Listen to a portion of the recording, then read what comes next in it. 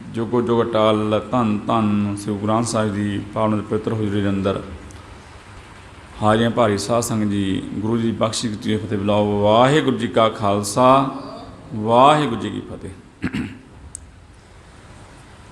ਜੋ ਜੀ ਮਹੀਨਿਆਂ ਦੀ ਗੁਰੂ ਜੀ ਨੇ ਸਮਝਾਉਣਾ ਕੀਤਾ ਹੈ, 10 ਬੇਨਤੀ ਕਰ ਲਵੇ ਵੀ ਇਹ ਸਾਰੇ ਸੂਰਜ 'ਤੇ ਡਿਪੈਂਡ ਕਰਦੇ ਆ। ਦਿਨ ਰਾਤ ਸੂਰਜ 'ਤੇ ਡਿਪੈਂਡ ਕਰਦੇ ਆ। ਗੁਰੂ ਗ੍ਰੰਥ ਸਾਹਿਬ ਦੀ ਬਾਣੀ ਨੇ ਸਿਰਫ ਅੰਦਰ ਦੀ ਗੱਲ ਕੀਤੀ ਗਈ ਹੈ ਜੀ। ਜਸਤੂ ਦਾ ਮਹੀਨਾ ਹੜ੍ਹ ਵਿੱਚ ਵੀ ਬਣ ਸਕਦਾ ਜੀ, ਜੇ ਪਰਮਾਤਮਾ ਪ੍ਰੇਮ ਪੈ ਗਿਆ ਨਾ ਜੀ, ਹੜ੍ਹ ਵਿੱਚ ਬਣ ਸਕਦਾ, ਮਾਘ ਵਿੱਚ ਵੀ ਬਣ ਸਕਦਾ, ਪੋਹ ਵਿੱਚ ਵੀ ਬਣ ਸਕਦਾ। ਇਹ ਅੰਦਰ ਦੀ ਖੇਡ ਦੱਸਿਆ ਕਰੋ ਗੁਰੂ ਗ੍ਰੰਥ ਸਾਹਿਬ ਦੀ ਬਾਣੀ ਨੇ, ਪ੍ਰੇਮ ਦੀ ਅੰਦਰ ਦੀ ਗੱਲ ਆ ਜੀ। ਅਸਨ ਪ੍ਰੇਮ ਅਮਾੜਾ ਕਿਉਂ ਮਿਲੇ ਹਰ ਜਾਏ, ਮਨ ਤਨ ਪਿਆਸ ਦਸਨ ਘਣੀ ਕੋਈ ਆਣ ਮਿਲਾਵੇ ਮਾਏ। ਜਦੋਂ ਮਨੁੱਖ ਦਾ ਪ੍ਰੇਮ ਪੈ ਜਾਂਦਾ ਫਿਰ ਉਹ ਤਰਕ ਨਹੀਂ ਕਰਦਾ ਜੀ। ਇੱਥੇ ਮਨ ਅਤੇ ਤਨ ਦੀ ਗੱਲ ਕੀਤੀ ਗਈ ਆ। ਸਾਡਾ ਮਨ ਤਾਂ ਨਿਰਮਲ ਹੋਊਗਾ ਜੀ ਜਿਹੋ ਜਿਹਾ ਸਾਡੇ ਘਰ ਵਿੱਚ ਕਮਾਈ ਕਰਕੇ, ਜੇ ਕੋਈ ਹੱਕ ਸੱਚ ਦੀ ਕਮਾਈ ਕਰਕੇ ਲੈ ਕੇ ਆਊਗਾ ਨਾ ਜੀ, ਉਹਦਾ ਆਪਣਾ ਭੋਜਨ ਲੈ ਕੇ ਆਉਣਾ, ਘਰ ਦੇ ਰਾਸ਼ਨ ਲੈ ਕੇ ਆਉਣਾ, ਸੌਖਾ ਸਮਝ ਆ ਜਾਵੇ, ਅਤੇ ਉਹ ਫਿਰ ਭੋਜਨ ਪਰਵਾ ਨਹੀਂ ਸਕਣਾ। ਉਹਦਾ ਹੋਊਗਾ ਮਨ ਦੇ ਉੱਪਰ ਅਸਰ ਪਹਿਲਾਂ, ਫਿਰ ਹੋਊਗਾ ਤਨ ਦੇ ਉੱਪਰ ਅਸਰ। ਜਿਹੜਾ ਮਨੁੱਖ 2 ਨੰਬਰ ਦੀ ਕਮਾਈ ਲੈ ਕੇ ਆਉਂਦਾ ਕਰਕੇ ਬਾਹਰੋਂ, ਹੱਕ ਸੱਚ ਦੀ ਕਮਾਈ ਨਹੀਂ ਕਰਦਾ, ਫਿਰ ਉਹੋ ਜਿਹਾ ਉਹਨੇ ਰਾਸ਼ਨ ਲੈ ਕੇ ਆਉਣਾ, ਫਿਰ 2 ਨੰਬਰ ਦੀ ਕਮਾਈ ਵਾਲਾ ਉਹੀ ਘਰ ਵਿੱਚ ਤਿਆਰ ਹੋਣਾ ਭੋਜਨ, ਉਹ ਫਿਰ ਪਰਵਾ ਨਹੀਂ ਸਕਣਾ। ਪਹਿਲਾਂ ਉਹਦਾ ਮਨ ਦੇ ਉੱਪਰ ਅਸਰ ਹੁੰਦਾ ਭੋਜਨ ਦਾ, ਫਿਰ ਤਨ ਦੇ ਉੱਪਰ ਅਸਰ ਹੁੰਦਾ। ਜਿਹੜਾ ਮਨੁੱਖ 2 ਨੰਬਰ ਦੀ ਕਮਾਈ ਕਰਦਾ ਜੀ, ਉਹਦਾ ਪਰਿਵਾਰ ਅਗਲੇ ਸੁੱਖ ਨਹੀਂ ਰਹਿ ਸਕਦਾ।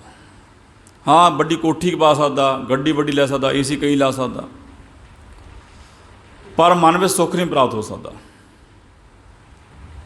ਦੇਖ ਲਓ ਕੋਈ ਕਰਦਾ ਹੋਊ 2 ਨੰਬਰ ਦੀ ਕਮਾਈ, ਕਿਸੇ ਉਹਦੇ ਲੱਗਿਆ ਹੋਵੇ ਚਾਹੇ ਕੋਈ, ਤੇ ਪਰ ਗੁਰੂ ਜੀ ਸਮਝਾਉਣਾ ਕੀਤਾ ਹੈ, ਬਿਨ ਪ੍ਰਭ ਕਿਉਂ ਸੁੱਖ ਪਾਈਏ, ਦੂਜੀ ਨਾ ਹੀ ਜਾਏ।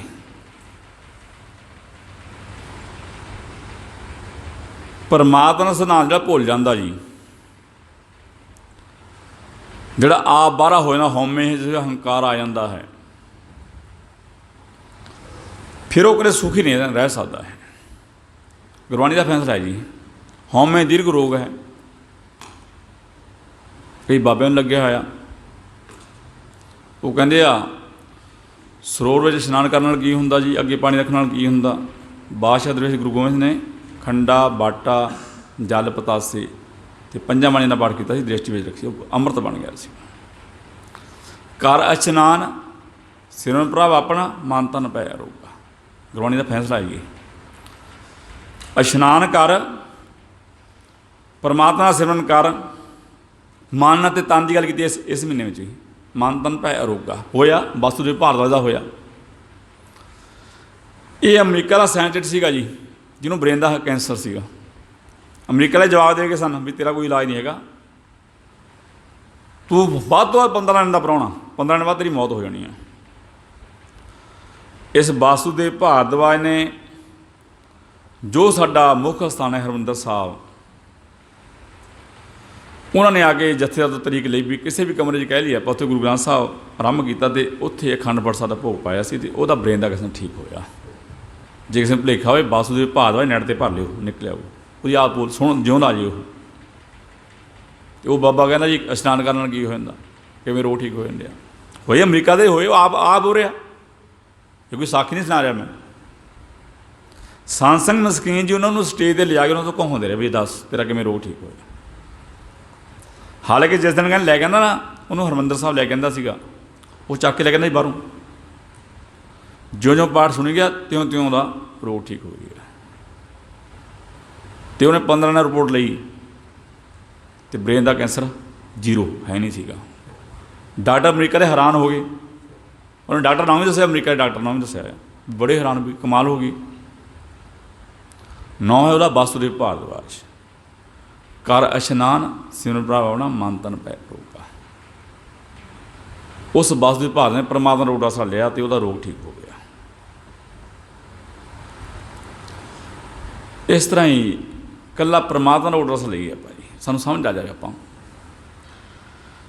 बेन प्राप्त क्यों सुख पाइए दूजी नाही जाए।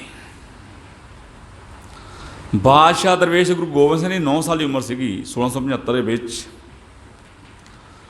9वें पातशाह गुरु तेग बहादुर शहीदी हो चुकी है जी दिल्ली के सानूं आपनूं पता है। एक पासे दा 22 तार के राजे बैरी बने बैठे आ, एक पासे जो औरंगजेब बादशाह बैरी बने बैठा, तो उम्र सिर्फ 9 साल की। बादशाह दरवेश गुरु गोबिंद सिंह ने एक परमात्मा का ऑर्डर लिया सीगा। हालांकि जो पहला जंग होया जी भगानी का युद्ध होया, सब तो पहला युद्ध होया 1687 के। गुरु गोबिंद सिंह की उम्र सिर्फ 21 साल की, अजे खालसा पंथ साझा नहीं है। सब तो बड़ा युद्ध तो पहला युद्ध आ, तो वो भी गुरु गोबिंद सिंह ने जित्तां प्राप्त कीतियां सन। बादशाह दरवेश गुरु गोबिंद ने परमात्मा का ऑर्डर आसरा लिया। हालांकि बड़े साहिबजादे बाबा अजीत सिंह ते बाबा जुझार सिंह जी चमकौरी जंग में 40 सिंह भी शहीद होए। उस समय गुरु गोबिंद ने जकारे बुलाए सन। उस तो बाद गुरु गोबिंद माछुआड़े जंगलों में पंच सानूं पता है, उत्थे गया मित्र प्यारे नूं हाल मरीदा ना कहना। जिसने परमात्मा का ऑर्डर लिया वही चढ़ रही है। दशरथ कहने जो रामचंद्र बनवास कटन गया उस समय दशरथ में जो तक रामचंद्र देखता रहा उस समय तक सही रहा। जो दसरों हट गए ना छाल मार के इन्हें आत्महत्या की थी दशरथ ने। इदा ही इब्राहिम होया। इब्राहिम ने सामने बेटे को खड़ा कर लिया। वो कहते तेरे बेटे ना असीं मौत के घाटा तारना है। वो अखां बंद दी इब्राहिम और मेरी अखां मैं देख नहीं सकता है। एक पासे गुरु गोबिंद सिंह जी आप तैयार पर तैयार के भेजे अपने साहिबजादे अपने हत्थों नाल बाबा अजीत सिंह ने बाबा जुझार सिंह जी ते सामने शहीद होए, जकारे बुलाए। इस तरह जेकर गुरु गोबिंद सिंह ने 14 जंगां लड़ियां तो 14 में जंगां जित्तां प्राप्त कीतियां सन। 14 जंगां दे विच बादशाह दे विच गुरु गोबिंद सिंह ने। जदों गुरु गोबिंद सिंह जो समाए सन जी उस समय उम्र सी सिर्फ 42 साल की। 1708 दे विच 1666 तो 1708 तक 42 साल की उम्र बनती है जी। 1666 में प्रकाश होया गुरु गोबिंद का माता गुजरो की कुखों से। 1708 में ज्योति जो समाउण तो पहला गया सी बादशाह दे गुरु गोबिंद सिंह ने आग्या भई काल की तवे चलो पंथ सब सिखों को हुक्म है गुरु मान्यो ग्रंथ। बिन प्राप्त क्यों सुख पाइए दूजी नाही जाए। गुरु जी कहने भी परमात्मा तो बिना तेन कोई भी सुख सही सुख नहीं दे सकती। हाँ ये सिद्धांत बना ला परमात्मा का। हुण आप सोचिए भगत नामदेव जी नूं ब्रह्मणा ने कांची के बाहर कढ़ता सी। सानूं आपनूं पता है जिस गल का, पर अज आपां क्यों याद करते हैं। चढ़दी कला विच रहे तो उन्होंने रब का सिद्धांत बनाया सी। हालांकि देखो उन्होंने सपने गल कर रहा मैं जो ब्रह्मणा का बोल वाला सी। कबीर जी की कहना कबीर बामण गुरु है जगत का भगतों का गुरु नाही। भगत कबीर जी कहने जो बामणा ने गुरु जगत का हो सकता मेरा गुरु नहीं है। जो वो कहते सी जो नीच जात वाला है छोटी जात वाला है ना तो रब का सुन सकता ना ही जप सकता। सूरा सो पहचानी है जो लड़े दिन के हेठ पुरजा पुरजा कट मरे कहू ना छे खेत। उन्होंने समय की गल करता मैं जो बैन लग्या होया सी। हुण सानूं साडे घर भी बनया होया सुख सुध हर एक है सानूं गुरु घर भी बनया साडे आउण वास्ते ते पर भगत नाम ने बाहर कढ़ता सीगा मंदिरां दे विच्चों। जो मनुख रब दा सिद्धांत बना लैंदा सी सौखा समझ आ जावे फिर उहदे मन दे अंदर असू सुखी बसंदियाँ जिन्हें मैं हर राय असू के महीने में फिर अंदर मन के अंदर सुख प्राप्त होता है। गुरु ग्रंथ साहब की बाणी है ना जो अंदर की खेड़ है बाहर की गल नहीं है। चाहे सूरा महीना हो चाहे हाड़ का हो चाहे सौण का हो चाहे भादों का हो। गुरु जी ने ना 12 महीने समझाना किस तरीके समझ जा ये इंसान समझ जाए। जे रुत्तां ना सूरज ना बदलदियां रहंदियां जी ये सूरज की कहानी रुत्तां बदलने नाल जिवें उस दिन मैं गल की जुगां की भी जुग रब ने नहीं बनाए दिन रब ने बनाए। कई साडियां बीबियां ਵਰਤ ਰੱਖਦੇ ਹਾਂ ਵੀਰਵਾਰ ਨੂੰ शिव जी का ਵਰਤ। ਇਹ ਨਾ ਮੈਂ ਗੱਲਾਂ ਕਰਨਾ ਸੁਣੀਆਂ, ਗੁਰੂ ਸਾਹਿਬ की गल करदा मैं पिछे 9 तरीक की गल सी, 9 अगस्त की मैं 9 ਨੂੰ कथा की उत्थे गुरु घर लगातार। वो बाबा छुट्टी गया गुरु सर, ਜਦੋਂ मैं बाहर निकलिया समाप्ति तो बाद वो बीबी कहनी मैं तो जी अज वरत रखना, मैं जाना नहीं घाह खुतन वास्ते। जवाब देगी वो, अखी कन्नी सुनी गल आई अपनी, बाहरों नहीं मैं गल कर रहा। छोड़े अन्न करे पखंड, ना वो सौगन ना वो रंड। हाँ, यह आसवा की असली पूरी पूरी की अलग विचार है। कहना जग में बागते दुद्धा धारी, गोवती खावे बड़का सारी। छोड़े अन्न करे पखंड, ना वो सौगन ना वो रंड।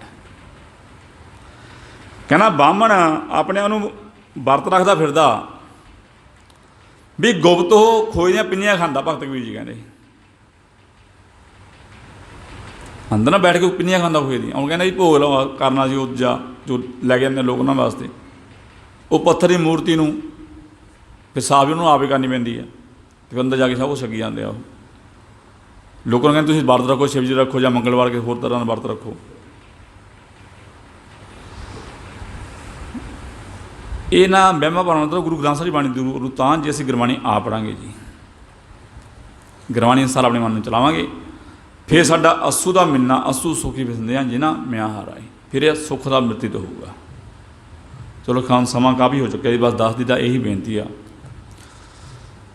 देखो बाणी है गुरु ग्रंथ साहिब की, दस है गुरु घर का कूकर आ, कबीर कूकर राम को, जो भौंकना मेरा फर्ज बनता।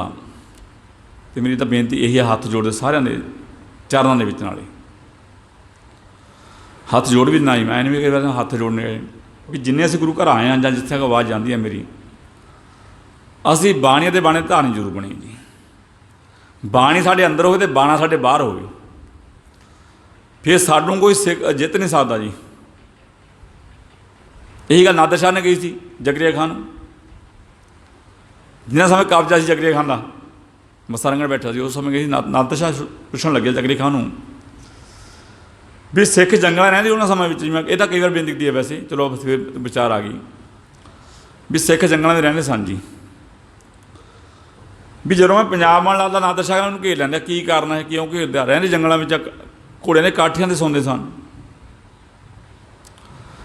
जकरिया खां कहना भी जो ये हरिमंदर साहब के सरोवर इशनान कर लेंदे ना, जो बाणी पढ़ लेंदे चढ़दी कला हो जाते हैं। इन्हों बाणी ना तोड़ दो, इशनान कर दो रोक दो, तो जिते जा सकते हैं। अज ये कुछ हो रहा जी, जिहड़ा बाबा